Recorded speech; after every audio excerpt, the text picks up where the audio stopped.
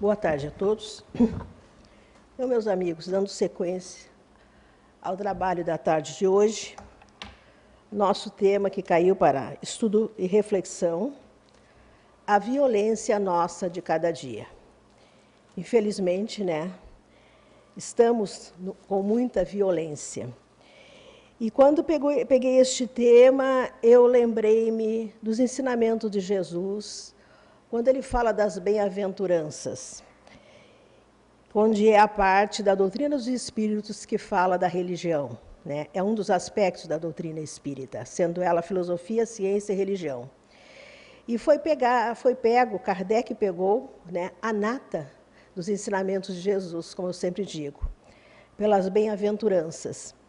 E as bem-aventuranças nos fala completamente o contrário do que seja violência. Onde diz no capítulo 7, 8, e 9 e 10, bem-aventurados os pobres de espírito, bem-aventurados que têm puro coração, bem-aventurados que são brandos e pacíficos, e bem-aventurados que são misericordiosos. Então, completamente oposto ao que nós chamamos de violência.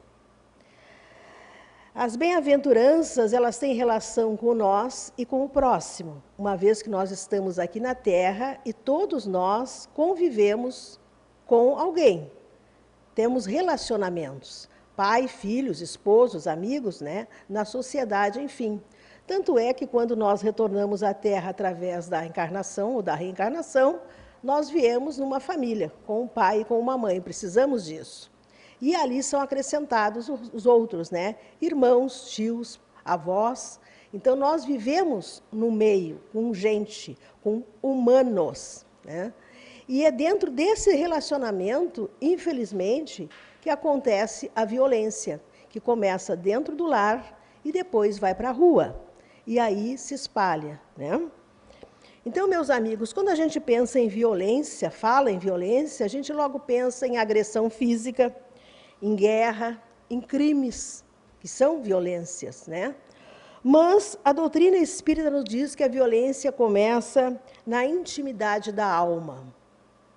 Então, nós temos, através da doutrina dos espíritos, no Evangelho segundo o Espiritismo, a mansuetude e a paciência, que são virtudes opostas à violência.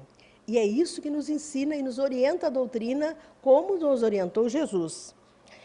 E temos várias formas de violência. Temos a violência verbal, que é através de palavras duras, ironias, sarcasmos, palavrões. A violência emocional, que é através da humilhação, do desprezo, da indiferença. E hoje nós vemos a indiferença aos nossos irmãos de caminhada muito grande. Temos a violência mental, que são pensamentos de raiva, desejo de vingança, opressão.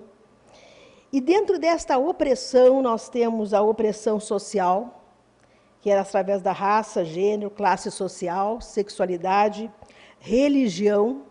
Temos a violência dentro das religiões, onde existem os ataques de uma religião ou de uma filosofia, uma contra a outra. Temos a opressão psicológica, a manipulação, ou seja, um controle emocional para dominar o outro. Temos a opressão política, através dos governos e instituições que impedem-nos de termos a liberdade de expressar o que nós sentimos, aos direitos civis, a participação democrática, que essa ultimamente está muito em voga, esse tipo de violência. Temos a opressão no trabalho, através dos trabalhos escravos, dos abusos de poder, da exploração, do assédio sexual. Então, meus amigos, vejamos quantos tipos de violência nós temos e como nós vivemos dentro dessa violência. Porque todos nós passamos por isso dentro do nosso lar, dentro do nosso trabalho e na sociedade, no nosso convívio. E a gente muitas vezes não fala como se isso fosse uma violência. E é uma violência. Só que ela é muito sutil e mascarada. Se dá outros nomes às vezes, Como aquela pessoa que é muito controladora, que quer mandar, ela disfarça como amor, cuidado, excessos. E nós temos, dentro dessa violência, a violência contra nós mesmos, que é uma autocrueldade que nós não nos damos conta, através dos nossos vícios, dos nossos medos, das nossas comparações em relação ao outro. E o autocontrole de todas as violências que nós padecemos e que fizemos a nós mesmos, são as que mais fazem nos sofrer. Não derrama sangue, mas a gente se constrói dentro de nós cercas que nos sufocam, e nós guardamos para nós as nossas dificuldades.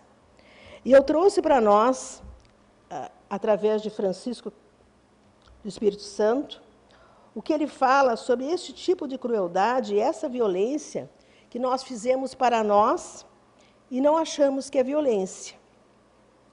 Ele nos coloca assim: a autocrueldade, sem dúvida, a mais dissimulada de todas as opressões, além de vir adornada de fictícias virtudes, recebe também os aplausos e as considerações de muitas pessoas, mas, mesmo assim, continua delimitando e esmagando brutalmente. Essa atmosfera virtuosa que envolve os que buscam ser sempre admirados e aceitos, deve-se ao papel que representam incessantemente de satisfazer e de contentar a todos, em quaisquer circunstâncias. Buscam contínuos elogios, relacionando reverências e sorrisos forçados, mas pagam por isso um preço muito alto, pois vivem distantes de si mesmo. A causa básica do autormento consiste em algo muito simples: viver a própria vida nos termos estabelecidos pela aprovação alheia. Ou seja, nós temos um excesso de preocupação com o que o outro vai pensar de nós. E muitas vezes nós deixamos a nossa personalidade, o que nós gostamos de lado, para viver o que a mídia está colocando para nós, o que está na moda, o que está nas redes sociais. Nós vamos nos comparando e queremos viver uma vida que não é nossa, que não se encaixa na nossa. Aí nós nos revoltamos ou nos retraímos. E muitas vezes vivemos uma vida com máscaras, com capas, algo que não é nosso. Só o exterior, a gente fala o que não sente, faz o que não quer. E isso causa muito problema para nós, porque nos leva ao medo de nós sermos descobertos, de posarmos aquilo que nós não somos, nos leva a uma timidez de nós não expressar aquilo que nós gostaríamos. Enfim, é uma opressão contra nós mesmos sem necessidade. Às vezes, alguns escondem até que são adeptos de uma religião, porque isso aí está fora de moda, isso é bobagem. O que o outro pensa, mas eu não dou valor ao que eu sou. Ou seja, o conhecimento do que eu sou, do que eu gosto, do que eu quero fazer. Então, a timidez também pode ser considerada uma autocrueldade, porque esse se vigia sempre, vigia os outros, vivendo algo que, como se fosse uma autoprisão. Para vivermos bem com nós mesmos, é preciso estabelecer padrões de autorrespeito, aprendendo a dizer não sei, não compreendo, não concordo, não me importo. E muitos de nós, meus amigos, não sabem dizer não. Ah, mas se eu dizer não, vai se afastar de mim, não vai me amar, e eu vou ficar fora. E aí a gente se sabota, e se magoa, e faz o que não quer. Dizer eu não sei sobre isso, ah não, mas aí eu vou passar vergonha. Dizer eu não quero, ah, mas aí eu vou ser chata, vou ser inconveniente. É claro que a gente dizer sempre não quero, não sei, não gosto, é muito chato. Mas dizer sempre sim, sim, sim, também é errado. Porque convenhamos, meus amigos, nós somos ainda espíritos imperfeitos. Então, com certeza, nós não vamos agradar a todos, como todos não nos agradam. Mas nós precisamos aprender a conviver bem com todos, mas, acima de tudo, conviver bem conosco, com nós mesmos. Porque se nós não nos dermos bem conosco, se nós não nos amarmos, dificilmente nós vamos conseguir conviver bem com o próximo. Porque se a gente não sabe fazer algo, se eu não sei amar, se eu não sei o que é amor, se eu não sei o que é gostar, se eu não sei o que é autoestima, como é que eu vou passar isso para outro? E como é que eu vou atrair os outros até mim? A gente só sabe das coisas quando a gente passa pela situação. A gente, muitas vezes, tem uma ideia do que seja uma situação do colega, de um amigo. Mas eu só sei realmente se eu passar, tanto pela alegria como pela dor. Então, essa autoopressão é uma das violências que mais nos agride e que a gente não se dá conta. Temos também a violência espiritual, que é a intolerância, julgamentos severos, a falta de caridade. Ou seja, tua religião não presta. Não, mas lá, tu vai lá, não, mas tu tem que vir para a minha. Né? A gente, muitos ficam numa concorrência dos adeptos. Toda a religião é boa, desde que ela nos faça uma pessoa melhor. Toda religião que se dirige para o bem e te faz bem, você se sente bem, ela é boa para você. Porque Deus é Pai de todos nós. Criou a todos nós. Então, todos nós temos dentro de nós a sua essência divina. E se nós erramos muitas vezes por equívoco, é por equívoco e por aprendizado. Porque nós somos hoje, nesta encarnação, a soma de todos os nossos erros e acertos de todas as outras encarnações. Então, hoje nós somos a nossa melhor versão. Porque cada encarnação nós vamos evoluindo, aprendendo, crescendo. E numa situação diferente. Às vezes homem, às vezes mulher, às vezes numa situação de carência, às vezes na situação de opulência, mas sempre será um aprendizado. Porque a evolução de todos nós é do átomo ao arcanjo. Mas do átomo ao arcanjo nós temos uma distância. Aí nós precisamos aprender, conviver para crescer. E nós só vamos crescer quando nós aprendermos a colocar na nossa vida os ensinamentos que o exemplo maior nos deixou, que foi Jesus. Vai levar tempo, precisamos ter paciência, tolerância e, acima de tudo, persistência. A violência cotidiana não está só nas grandes tragédias, mas no modo que tratamos aqueles que convivem conosco. Como é que nós estamos tratando o pessoal lá de casa? Como é que nós estamos tratando o pessoal do emprego, da empresa? Como é que nós estamos nos dirigindo ao nosso patrão? Mas eu nem falo com o patrão. Mas como é que você vê seu patrão? Um carrasco? Um explorador? Ou aquele que todo fim do mês te paga o teu salário e é dele que você vive? Então, nós precisamos aprender, acima de tudo, a termos gratidão, mesmo por aquilo que nós não estamos entendendo, que nos parece que está sendo injusto. Mas a verdadeira fé, meus amigos, é acreditar que tudo está certinho. Porque cada um de nós, antes de reencarnar, teve uma programação para esta vida atual. E a programação foi a melhor para nós neste momento. Então, tudo que acontece na nossa caminhada é para o nosso bem. Embora muitas vezes a gente não entenda e se revolte até contra a vida. Mas tenhamos a convicção de que tudo está certo, de cada um está neste momento no lugar que precisa estar. E se nós estamos muito revoltados com a situação, é porque em alguma etapa da caminhada de agora, nós nos desviamos do caminho. Porque o caminho é o melhor, mas a gente se desvia com muita facilidade. Pelas facilidades, pelos prazeres, a gente se afasta muitas vezes da nossa caminhada. Porque os nossos desejos ainda são imperfeitos, porque trazemos das outras encarnações muitas deficiências. Então, muitas vezes, ceder ao nosso desejo, ao que nós queremos, é bom no momento, mas no futuro a gente vai ver que o caminho foi ruim, que o passo foi em falso. Dentro da visão espírita, ninguém é violento por acaso. Porque a violência é fruto do orgulho, ou seja, não aceitamos sermos contrariados. Então, por que existem os feminicídios, os assassinatos, pai matando filhos, vice-versa, companheiros se matando? Porque não aceitou o outro como ele é. O outro simplesmente disse, não quero mais, mas o orgulhoso não aceita. Não, tem que ser como eu quero, tem que ficar comigo.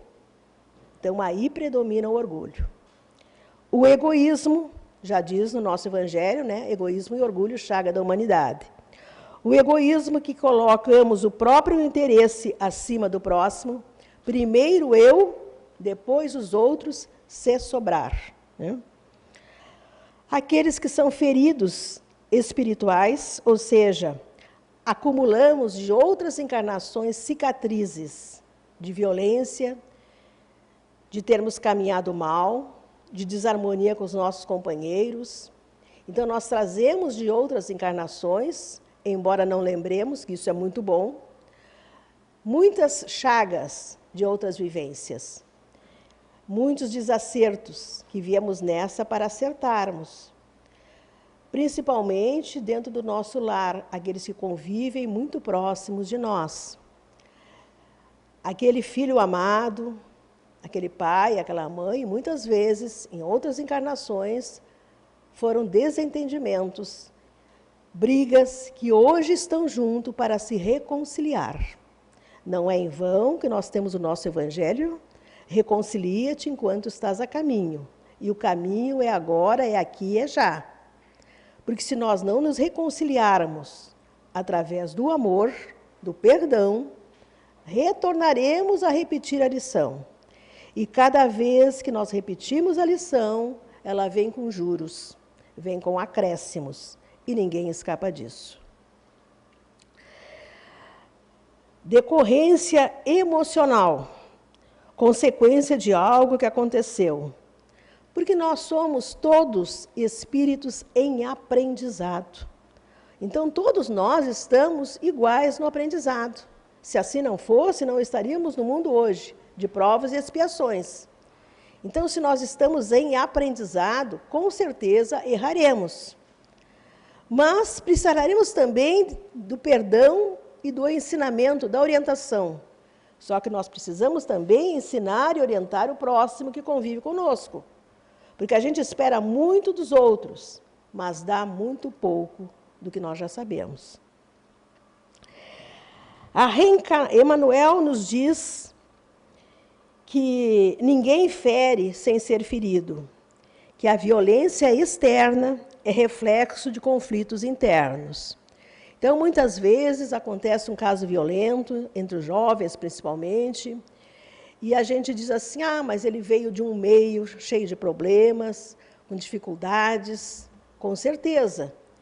Mas se ele reencarnou num meio com dificuldades, com carência, é porque ali ele precisava ter um aprendizado.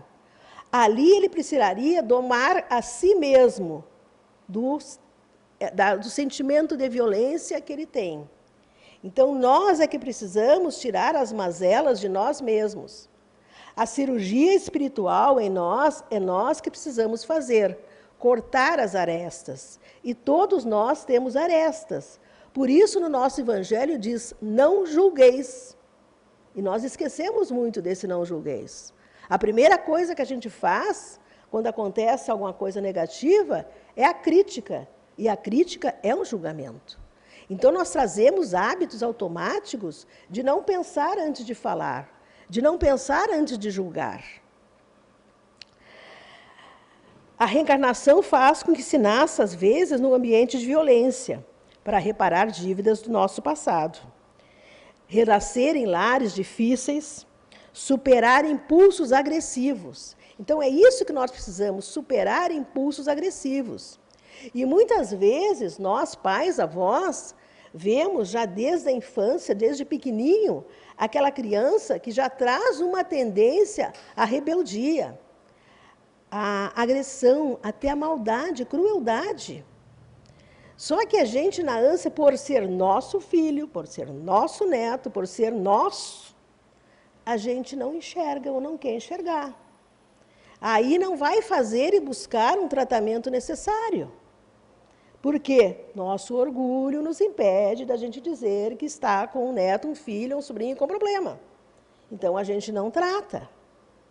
E hoje, mais do que nunca, na situação que nós estamos, mundo de transição, nós temos muitos problemas nesse sentido. Crianças nascendo com várias dificuldades. Então, quando o jovem se rebela, 16, 17 anos, pega uma arma e mata alguém, por quê? Será que a gente observou ele quando era pequeno, quando ele judiava do passarinho, matava o passarinho, quando ele matou o gato, quando ele batia com pau no outro bichinho? São coisas que precisamos cortar desde o berço. Por isso existe a parte da infância. É para nós tirarmos as mazelas negativas de outras encarnações e colocarmos coisas novas, ou seja, ressignificar aquele ser humano que veio para nosso cuidado. E nós, enquanto pais e avós, por sermos mais velhos nesta encarnação, a obrigação maior é nossa, de orientarmos, ensinarmos e olharmos com sinceridade e realmente aceitarmos as dificuldades que vão aparecer na nossa caminhada e buscarmos o auxílio, que seja do psiquiatra, do psicólogo e da casa espírita ou de uma outra religião. Então, muitas vezes, a gente fecha os olhos por orgulho e depois vamos colher, as consequências da nossa não atitude em relação àquilo ali. Retornamos para aprender a construir a paz, começando pelo próprio coração, ou seja, começando por nós. Porque a gente quer muito a paz, fala muito em paz, mas será que nós levamos paz aonde nós vamos? Nós não estamos no mundo para sofrer passivamente, mas para nos transformar, ou seja, ressignificar as coisas negativas que existem em nós, no nosso íntimo, A doutrina dos espíritos tem caminhos práticos para combater a violência, que nasce de dentro de nós. A vigilância dos pensamentos, dos nossos pensamentos, ter grande cuidado com o que nós pensamos, porque o nosso cérebro aceita o que nós mandarmos. Se a gente diz, tomara que esse político morra, tomara que esse artista caia do palco, o nosso cérebro diz sim, sim, sim, sim. Ele é biológico. E aí a gente vai acostumando com coisas negativas, com desejos negativos, O controle da palavra. Então, antes de nós perguntarmos, de nós falarmos de alguém, vamos fazer a pergunta a nós mesmos. Isso ajuda? Isso edifica ou isso fere? Se eu contar para fulana, minha amiga, ela nem é muito minha amiga, mas ela é minha vizinha, que eu vi o esposo dela no centro com uma mulher do lado, eu acho que eu vou contar, coitada, Será que eu estou fazendo bem? Será que eu não estou ali destruindo o relacionamento? É da minha conta? Então, às vezes, uma atitude precipitada, com a máscara de ajuda, a gente prejudica.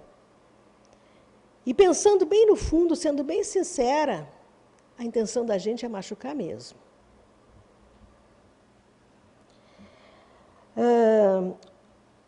Cultivo da paciência. Paciência, gente, não é fraqueza. Paciência é força moral. E muitas vezes a gente se calar pelo bem é muito melhor, do que ter uma sinceridade bruta, que machuca e que estraga a vida dos outros.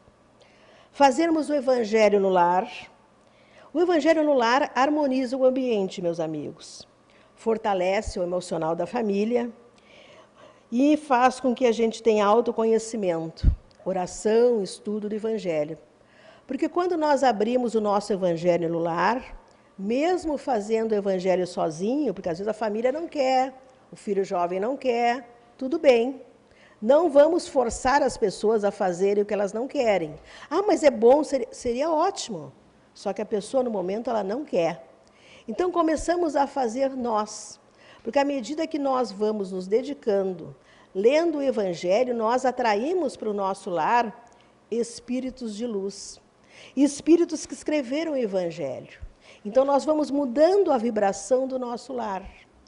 E tendo persistência em fazer aquele Evangelho, a gente vai modificando, sem controlar e sem mandar, e sem cobrar, a mentalidade daqueles que convivem conosco.